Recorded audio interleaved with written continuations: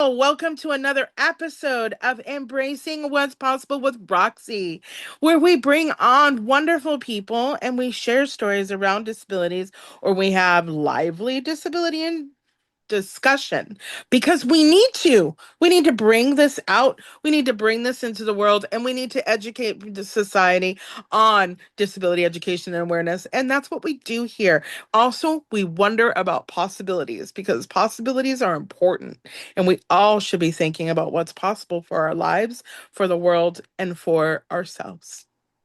Have a wonderful guest today. Oh my gosh. I literally love this woman so much. I wish we had more time to spend together, so I'm so glad we're going to have some time today. I'm welcoming Julie Lago to the show. Hopefully, I said her last name right. And she works at the wonderful university in New Hampshire. And she also is the owner of Bookends Therapy, where she's training some practitioners around disability education and mental health. And so I cannot wait for us to have a lively conversation about all the things. Julie, introduce yourself and welcome yourself to the audience. Awesome. Hi, Roxy. Thank you so much for having me. You've clearly done that introduction before. You just rocked Mm, that. Um, I have and a you got show. and you got my name as right as everybody else, so that's okay. So my name is Julie Lago. Nobody gets it right. Shortest last name that everybody gets wrong. All good. I am, oh God, how do I even introduce myself? So yes, I work at the University of New Hampshire. I'm the luckiest person in the world. I went to grad school. They couldn't get rid of me if I went to grad school there 16 years ago. Um, but so my full-time role there is I'm the executive director at the National Center for START Services, and it's out of the Institute on Disability at the University of New Hampshire. But most importantly, I'm a family member and loved one of a bunch of amazing, awesome people with disabilities. So, um, yeah. And for that reason, I developed a company called Connections Always. And under that, I have Bookends Therapy. So I'm kind of busy and I have two kids and Mm, I call them all my babies, right? So exactly. Mhm. So you shared that you have a family member with disabilities. I do. I, Um, Go ahead. yeah. So, my journey into the disability field, I always share, was not one of choice, but rather one of necessity. Mm, So I think a lot of times when people hear that I'm a social worker in the field, they're like, oh, great, that's how she found her path. Well, right. yes, social work is a wonderful profession, but I didn't go into social work thinking, oh, I'm gonna go and, do the work and help the people. And it was because my whole world, like my upbringing, was seeing that my family, my cousin who has a disability, my best friends who had chronic medical conditions and disabilities. Um, and I mean like best friends, like the people that I Mm, spent every weekend with as a child, that being dropped off at the mall. Yeah, well, I was there with my friends who had disabilities, or we would go I would go camping with their families or whatever it may be. Um, but I grew up knowing that they did not have access to the things that I did, and we were trying our hardest to just do everything together. But then there was a point where we all needed mental health support. We all went through some really, really tough stuff. yes. I was offered mental health support. They weren't, Of course not. right? But the things that we went through, Joking, but of course not. yeah, right? Um, and the things that we went through were Mhm. their family members passing away, their traumatic, like very traumatic events. I was kind of secondary to them of, I would experience them, but it wasn't in my home, but it affected me, obviously. And that was my path to social work. It's like, whoa, don't tell Mhm. me that they can't get what I can. Like they're my people. So, Yep. so social work was a non-negotiable, and then it became Mhm. that mental health and social work were not negotiables. So I'm so grateful that you kind of bringing up two topics that are like that are close to my heart right now. Mhm. One, the anti-inclusive values of the world. And I still think that there's problems with this and Yeah. it's better that more people can get mental health services. But again, it's still difficult for everything, like all of it. Yep. Like, why is there no access? Why did they not give mental health services to people with disabilities? Like, it just always boggles my mind that, like, why are these things not happening? Like, why are these things not available? It's just always shocking to me that, like, this is just the case, right? Like, how does this not happen? you know and so I'm gonna start sometime this year working on, and I know it's going to go into 2027 because I have processing disorder. And so between this year and next year, I'm going to be launching some inclusive values campaigns. Yeah. And I'm hoping to even have like some kind of inclusive values program that people can go to. But then I want to also be able to do intersectionality conversations. Oh, that bookstore made it possible to be accessible, but this bookstore is still struggling with that. What can we learn together? We're not blaming Partnership. you. What are we No. learning together? Oh, that mental health organization can open this, but that health organization Mhm. still doesn't have an elevator and doesn't want to. And what can we learn from each other on how did you make your practice more inclusive? Why is it okay to Zoom with your patients, all of them? And then this one says, well, you have to come to the office, which is an obstacle for people with disabilities. So let's have some intersectionality. Let's go through the program, but let's also do some education together so we can support one another because we can't be doing all of this alone. It frustrates the heck out of me that I do disability education in general. That's my passion, my beloved passion. And people are like, not autism, not ADHD. And I'm like, no, disability general. Because there's a whole big world out there of disability that affects everything. Mhm. So Yep. if you're only going to be talking about autism, you think autism is only in this bubble that affects autism. Well, we're not teaching anything. We're just basically siloing even more and more and more. And then how are people even being educated? You know, Roxy, the thing that you mentioned about intersectionality is I always think of the phrase that a friend at my work taught me that was Mhm. know better, do better. Mm. Right.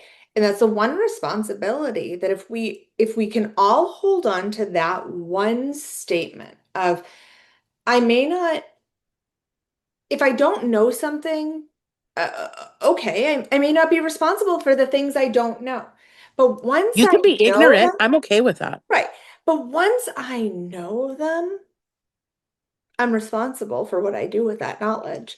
Correct. And there are many, many people out there that their cultural awareness is limited as to Mhm. people. There are so many people that don't know, like you were mentioning, you didn't use the word, but universal design, Oh, right? yeah.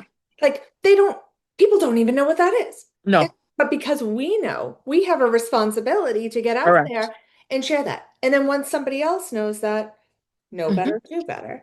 Um, and maybe that's in small steps, but that's the piece of when I actually teach in the social work department at UNH, and even as a supervisor, I've always said to whether it's my supervisees or my students, said if I leave you with nothing else, Right.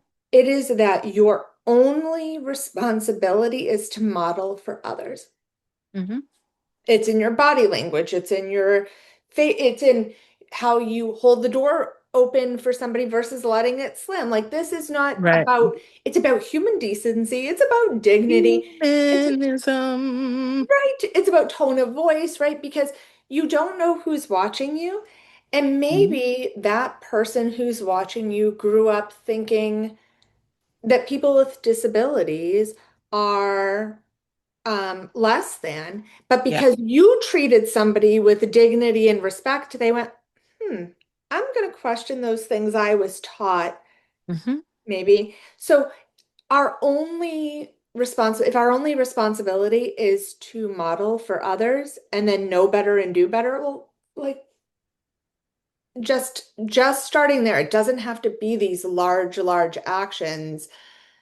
But I think, I mean, that's when I'm hearing you say that, I'm like, one place changes, they share that with somebody else, and then Hmm. that person chooses what to do with it.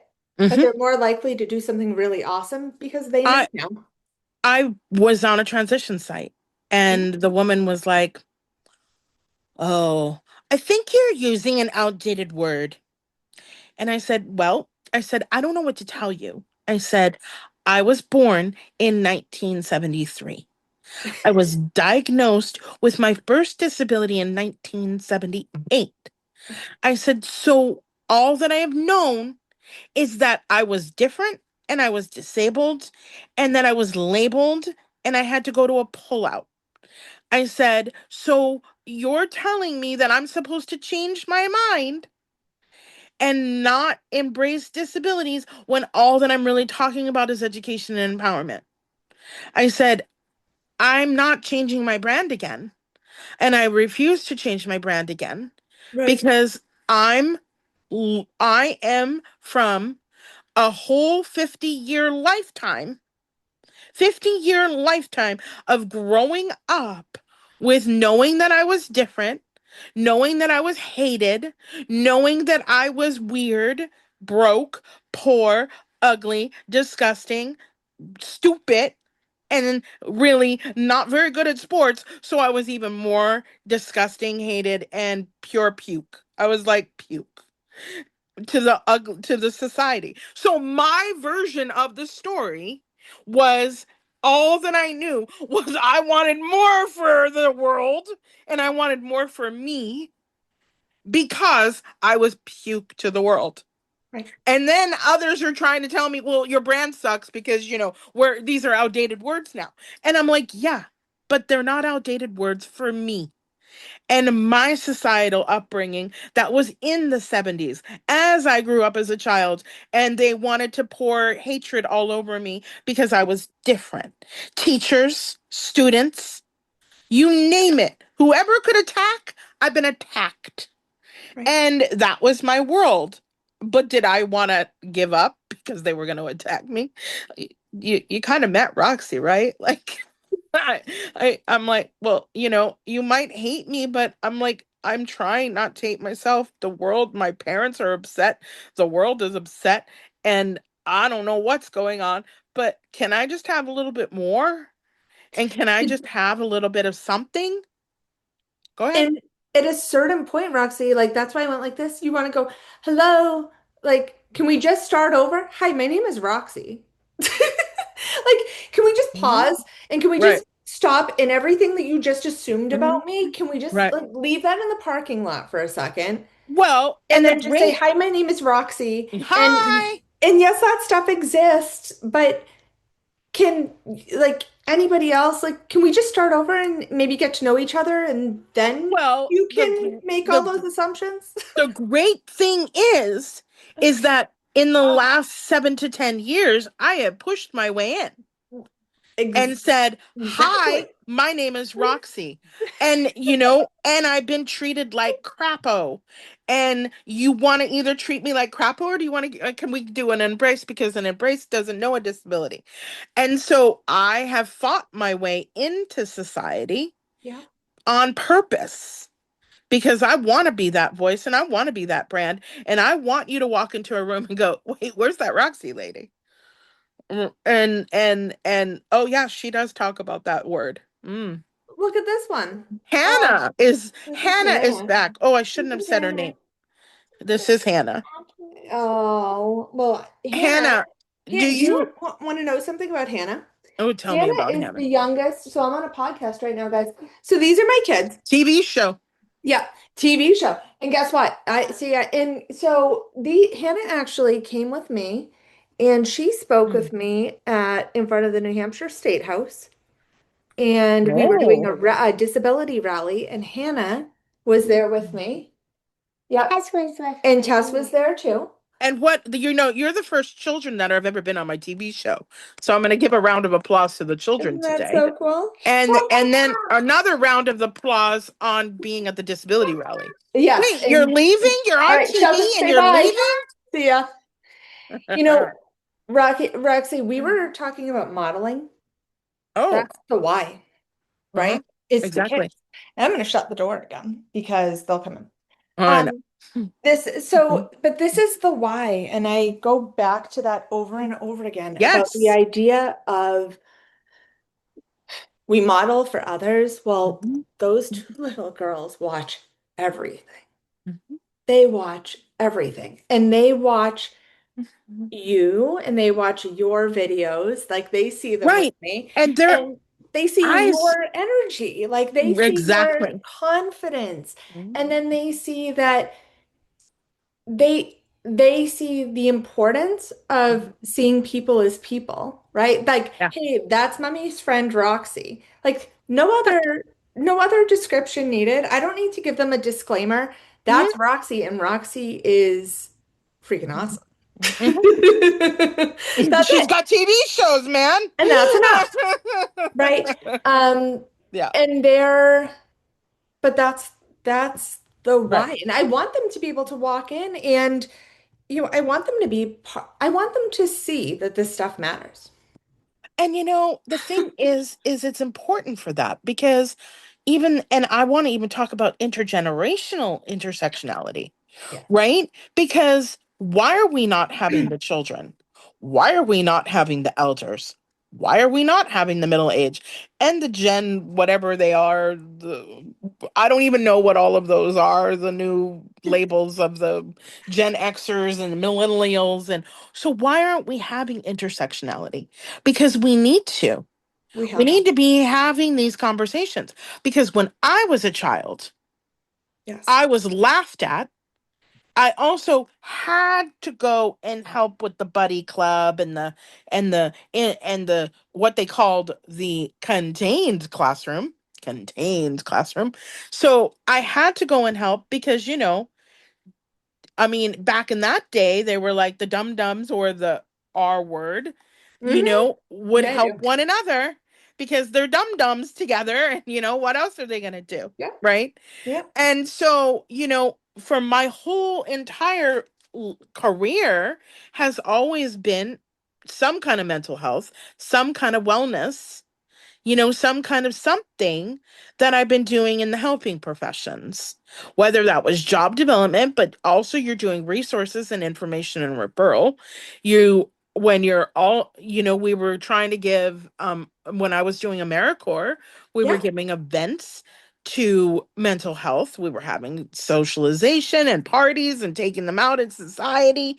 There were things that were happening because people needed to know in the intersectionality of the world that people existed. It breaks my heart. I don't even go to the malls that much, but even I don't when I'm either. at the grocery store, I used to remember when they were before that, the group homes would take the people shopping. Oh, you And mean they bring were, them out in public? yes, they were Oh, out in public. I don't see them out in public anymore. And I don't know why. It used to bring me great joy. My boyfriend gets so annoyed. I was like high fiving the, Down syndrome young man. We were both excited in the middle of the grocery store, and dad's rolling his eyes, boyfriend's rolling his eyes. And I'm like, I don't care. We're talking about disability and interacting. Right. And so I want you to be out. I want to smile at the Down syndrome. I want to smile at the one. But I used to love it when I would see them out in the grocery store because it would make me happy that they were learning living skills. well, that They were out in and that they public. had the and that everybody has the option to create natural relationships. Because how many times do we go to the supermarket Hmm. and the line is forever long and we just start chit-chatting with the person next to us? Of And course. then you have somebody who has a disability, maybe more likely to be a visible disability because we know Right. not everybody, like we can't see every time. But, and there are people that will avoid the conversation, or there are people that will strike up the conversation. And sometimes the people that strike up the conversation are very kind, but maybe they don't necessarily know that we need to use age appropriate language. We need to use age appropriate tone. It's okay to talk to Yes. people like people, right? They don't use the least dangerous assumption because, Correct. again, people know what they know. Right. But we can model that because if we are kind and we are providing dignity and respect and Yeah. we're talking to everybody the same, well, the people that are avoiding that conversation, or maybe Right. the people that would have put their tone up to the the sky, they're seeing that and saying, "Oh, I never thought about that." Right. Of But course not. it's not, it's all it comes down to is treat people as people. But if we don't give people the opportunity to be in the community, well, then it's a missed opportunity, not only for them, but for the community. Roxy, I just wrote Mm. an article. I Please wrote send an it for the magazine. Send I it will. for the Yeah, magazine. I wrote an op-ed that was published in the New Hampshire Bulletin, and that was actually really kind of the main focus of what I wrote was that we're truly not deinstitutionalized. We will not be truly deinstitutionalized until all community services are offered to all people. Correct. And things like mental health supports, Hmm. right? We know that it is so challenging for if people with disabilities, to get access to mental Hmm. health care. Well, until everybody can get access to mental health care, Hmm. regardless of disability, until disabled people can get access to buildings, until they can get access to restaurants and not have to go in the very back and through the kitchen, until they Right. can get access to basic needs. So you know what's the most important thing We're about not this? deinstitutionalized. Yeah. You know what's the most important thing about this? And the whole reason why I love what I'm doing now Mhm. is I have media. Yeah. These things can be turned into articles, Yeah. and this episode could be replayed around Mhm. inclusive values, intersectionality. Right. And the institutionalization was that people were segregated. In 1900s to 1974, 75, right around the years that I was born, of why I want you embracing disability was those ugly laws. Do you know what I'm talking about?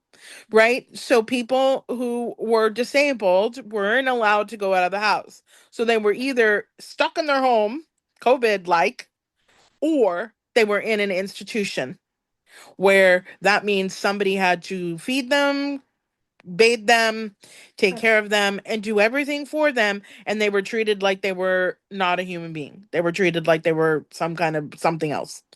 And, they literally called them ugly laws. So, I put it out on PPW, Positive Businesswoman, and people are like, no, Roxy, you're beautiful. And I'm like, no. But I said, I was born in 1973. This law didn't change until 1975. If the law still stayed the same, I would have never been allowed outside.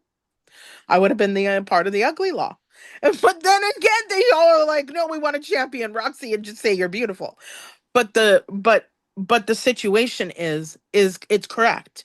There are still people in group homes. There are still people in mental health institutions. There are still people who cannot even get one idea of an interview. One idea of an interview.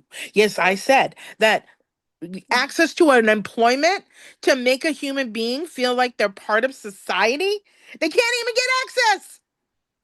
And And we're I'm not, yelling, yes, I'm because with, it makes me frustrated, and that it is 2026.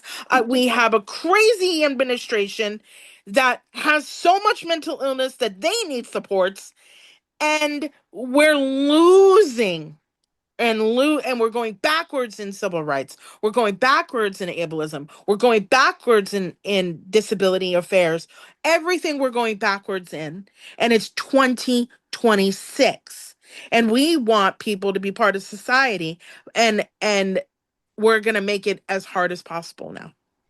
and I think the key is making sure, at least for me, the key is making sure that the no, go see Daddy, honey.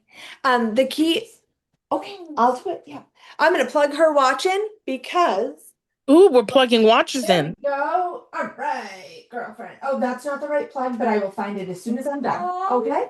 But the key is, and this is the mom juggle. So when we're recording this, people will not know that there's a snowstorm and my husband's shoveling and he had just driven his parents to the airport and the I call it the social working mom juggle is real, trying to balance some type of social life and work and being a mom. Like the social working mom is lovely. Hmm. I wouldn't change it for the world. But going back to the piece of deinstitutionalization, yes, we've made really, really good strides from Yes. the institutions. However, if anybody ever accepts where we're at, I don't care if we are in this grand utopia. If anybody ever sits back and says, "Oh my goodness, we're here, we made it." Right. Don't ever settle because today I've done the best I can and tomorrow I can do better. We should always be striving for more. So yes, we have made it away from the days of Laconia State School or, some pretty Hmm. terrible situations. Yes. However, what about embracing the idea of institutionalization may not be the roof, the setting, the institutionalization. Now we have to look at is the barriers that are set for for true community inclusion. People may Hmm. be living in different settings, but unless Yeah. they have access to meaningful lives, Right. we are still fighting for deinstitutionalization. We're fighting, and I that's I the want work. to go into the bar and I want to see friends, and I want to go into the restaurant and I want to see, people with disabilities out. I have some plans, and I mean, and it's cuckoo for me that I read what I write, even though I have dysgraphia, which means I omit words, but I read what I write Yes. and I talk about empowerment. I talk about education, and I talk about, you know, empowerment, education, giving tools to people who may not have access to tools. And they're like, what's your purpose? What are you doing? And I scratch my head and I'm like, I don't understand. I had an employee who didn't want to embrace the disability, and all that she wanted Yeah. to talk about was that she has needs. And that's great. But if we're teaching people with disabilities to not even represent what you are, and that concerns me for her life after family is older and for her well being when she grows older and she's my age, and I'm sure that her age group, there's a ton of them out there that Mhm. are saying, I don't want you to look at me disabled, I want you to just look at me. Well, that's fine, but society hasn't caught up yet, my darlings. Mhm. And and I'm glad that everything was given to you and you got a lot of things that we didn't get when we were younger back in the 70s and the 80s. I'm so grateful that supports were there for them. Sure. They weren't there for me, but they were there for them. And so it was a different way of growing up, 70s, 80s, 90s. Yeah. Yet, that doesn't mean that society is still respectful and treating people with dignity. We are seeing major generational gaps right now. Mhm. And they are not only with our disability community, Oh, yeah. but we're seeing them with Mhm. the caregiver community, the Oh, yeah. families. We're Oh, yeah. seeing it is in not, and I know I keep bringing up culture, but these are major cultural Cultural shifts. norms. Yeah, Yes. it's a difference in cultural norms because you have the folks, you have the parents, the Hmm. very aging parents now Hmm. who were not wanting to put their children in institute. They were right on the brink of deinstitutionalization. They didn't want to put their Correct. kids in institutions, but they also, so then they feared the system, Yeah. right? So they didn't want to they didn't want to get supports and services. So then they were everything to everybody. And now they need support. And now what? Um, and then there's, and then we have, other people that are more likely to have support. Like we just see, and then we see where classes were more integrated and you're Hmm. seeing just the evolution of Oh, the yeah. disability culture. Oh, yeah. But that means that with, I was just having this conversation with somebody else. As our systems evolve, we have to have patience Yeah. with people evolving as well. And that's hard. Round of applause. Yeah. It is hard. It's very hard. We've become a very impatient society. Oh, horrendous. Well, I do wellness, right? And everybody wants the quick fix. And my work that I do, it no longer is that quick fix. I do not want to do massage anymore because I didn't want people to be impatient. I can't rub all over on you and push and push and push and make that muscle relax if it doesn't want to. and believe it or not, social workers are not magicians, and we can't Exactly. just fix mental health. We They can want give me to tools. they want me to still be a social worker, Julie. And I'm like, no, I'm a media company. So I can do education and awareness. You want to go on a TV show so we can talk about the fight? I'm happy to do that. But you ask me to do social work and I'm like, but I'm not doing resource coordinating anymore. I used to, now I do media and TV. And I won't do what you do. I won't do anything that you do because so that's the basis of a lot of Right. the work I do with, I believe in the power of a multidisciplinary team and Oh, people yes. rocking their scope of practice, Oh, yes. but being at the same table and hearing messages 100%. once because Yes. nobody should have to repeat their message over and over and over and over and over No, again. we shouldn't. Why Well, should we have to? well, because that's what we think, right? We think, oh, everybody wears a different hat. They all live in different buildings. They do. But then what happens is that message gets heard different ways every single Right. time. Yes.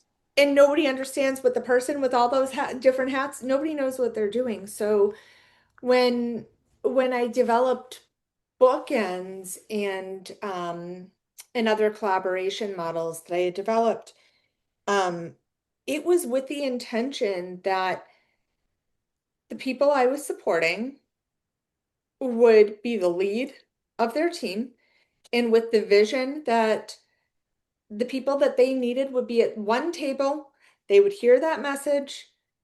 Everybody would hear it with their own scope of practice. I always think their hat, and then they would share what they heard and what they were taking away and what their action was. So everybody knew what the other person was doing so they could work together.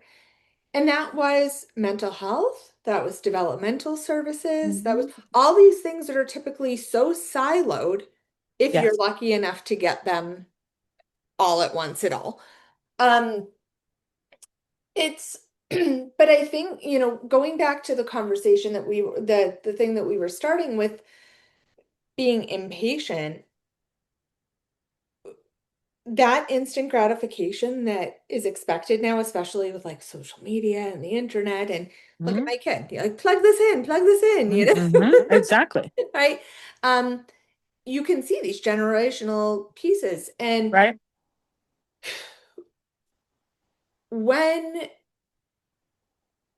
when we have that, I'm seeing at least less tolerance for, I want change, I want it now. Come on, let's go pick up. Why isn't everybody on the same page?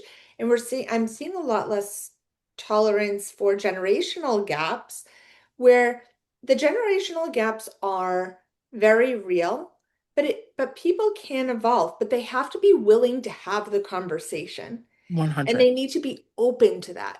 And we're seeing this like just lack of openness. My way or the highway, my way or the highway. No, what happened if we start putting the phones down and we start talking and saying, "Hey, I just I want you to hear where I'm coming from. I want you to know about my experience. Mhm. I I hear you. Just I want to hear you. I want to."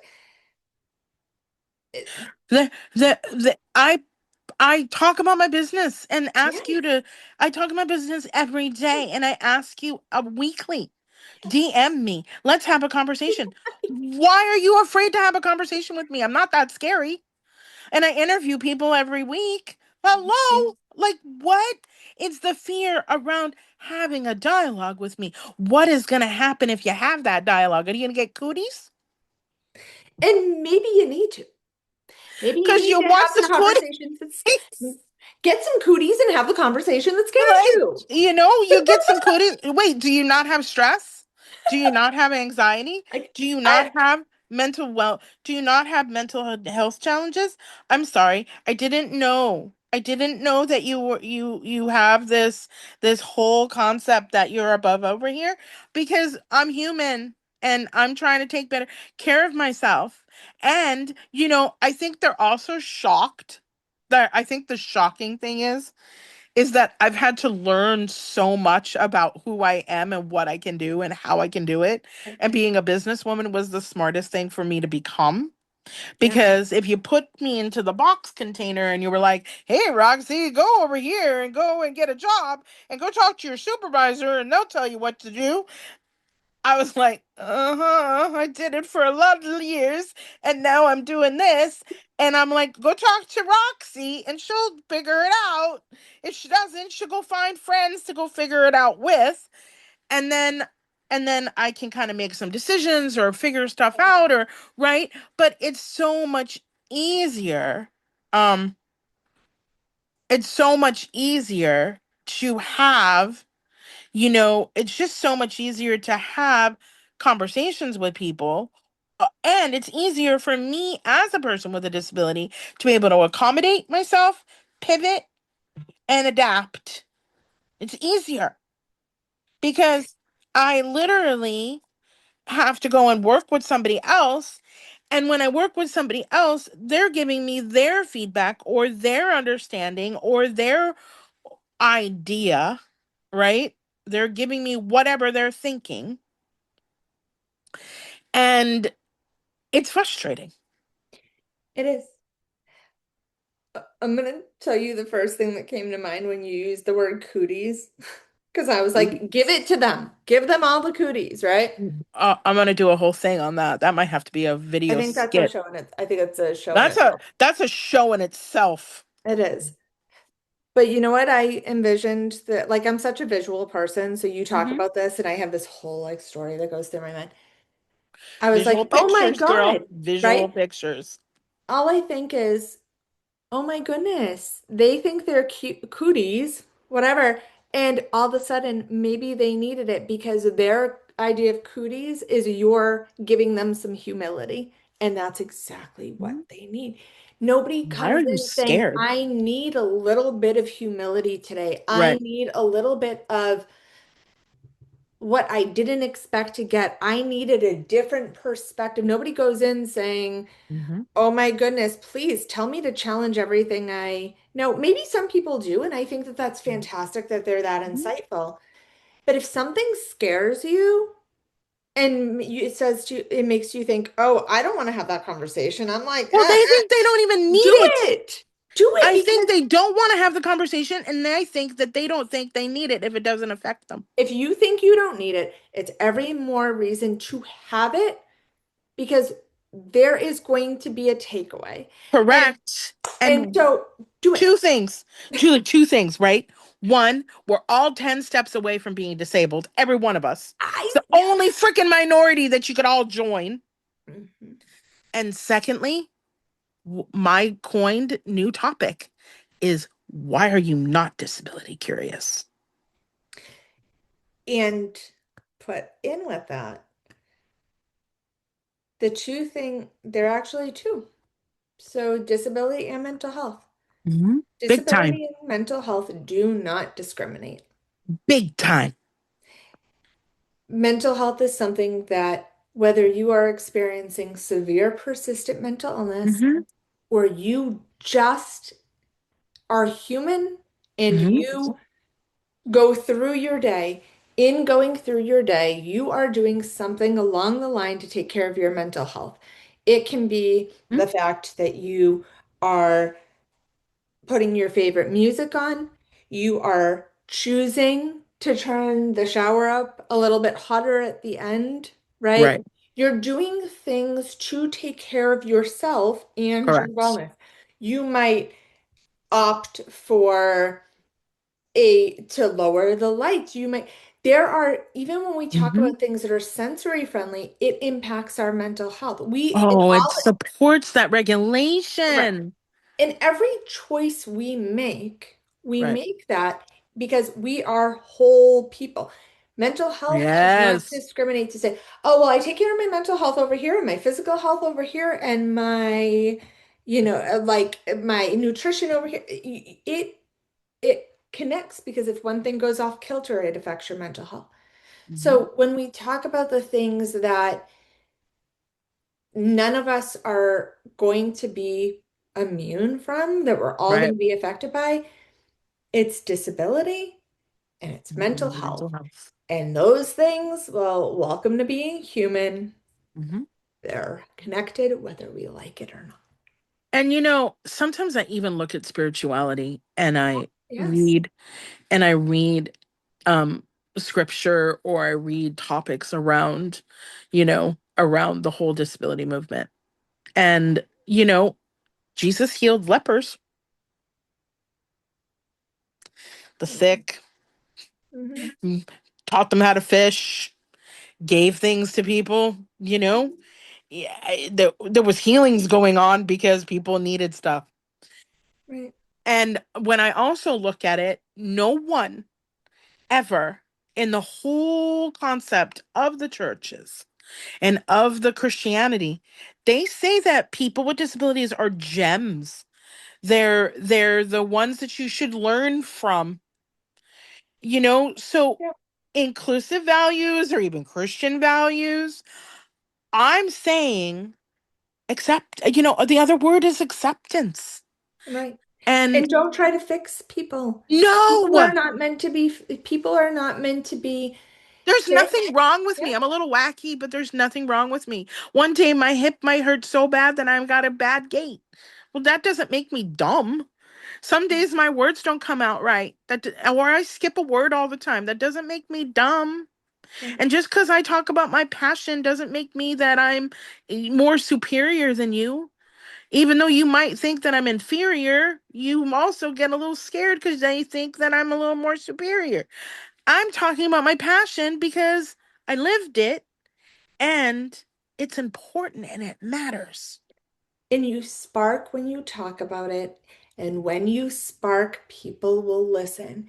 And let me tell you, if I want to TV learn about shows. if I want to learn about physics, I don't want people coming to me because I'm not sparking and I'm not getting it right. Right. I want to go to somebody who oozes Physics. who and Mhm. oozes energy and Yeah. oozes excitement for it. I Yeah. want somebody who's gonna get the information right, Yeah. and I want to talk to somebody who's walked the walk. Yeah. And as a The lived social, experience is very important. absolutely.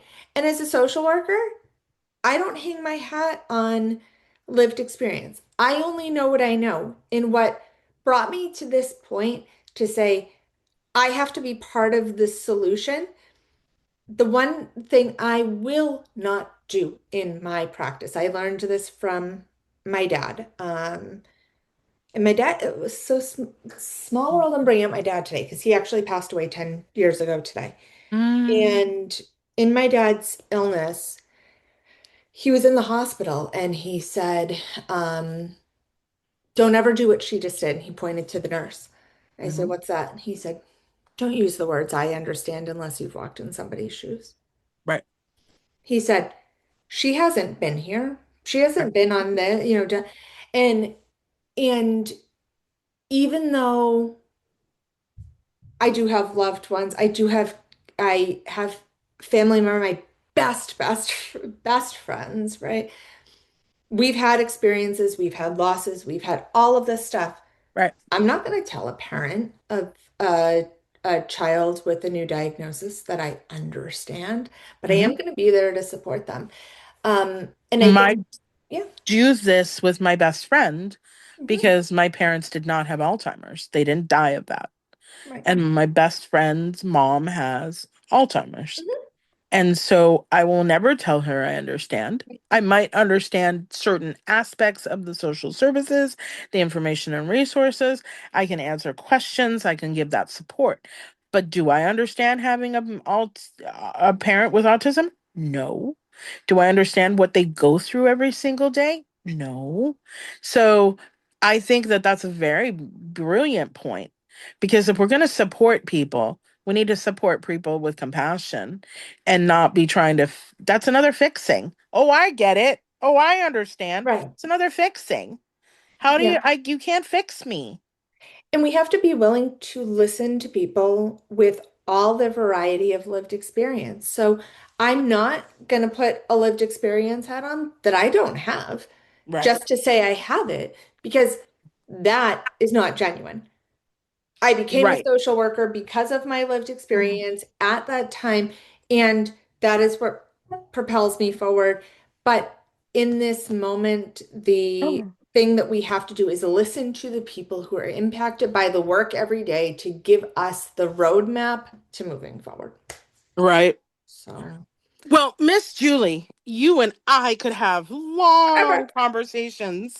And I have something else for you that I'll chat with you about. And there's a couple of other Okay. things I want to chat with you about. I ask everybody this question because we have to Yeah, wrap up. let's do it. My question is when you're thinking about embracing what's possible out there, what would Hmm. you offer some people's concepts and ideas into that? Oh boy. Oh, I love that question. Hmm. Um, I'm gonna lean into what I've been blogging about lately because it's really been what's on my mind. And it was in my most recent blog, and I think it's in the spirit of me thinking about my dad a lot. Mm. Um, Embracing what's possible is really thinking about the path that was paved for us and the path Hmm. that we'll continue to pave, that will continue to pave for others. And I have been thinking a lot about the power of modeling and legacy because I wouldn't be, where I am if I didn't watch my dad. He was my school principal. Hmm. And if I didn't watch my dad just treat my friends like all of the other students and make sure that they were present in our classrooms in the early 90s, which was very not the norm. Right. And um and so my my real thought is really embracing for the future the important making sure that people, because we have that instant gratification mentality, that we're embracing what our role is in moving forward. And if the best, like I mentioned earlier, if the best we can do is just realizing how other people watch us, like my kids. Hmm. They know that I'm doing this right now. That's that's everything. Look, We're people, part of the change. We're part of right?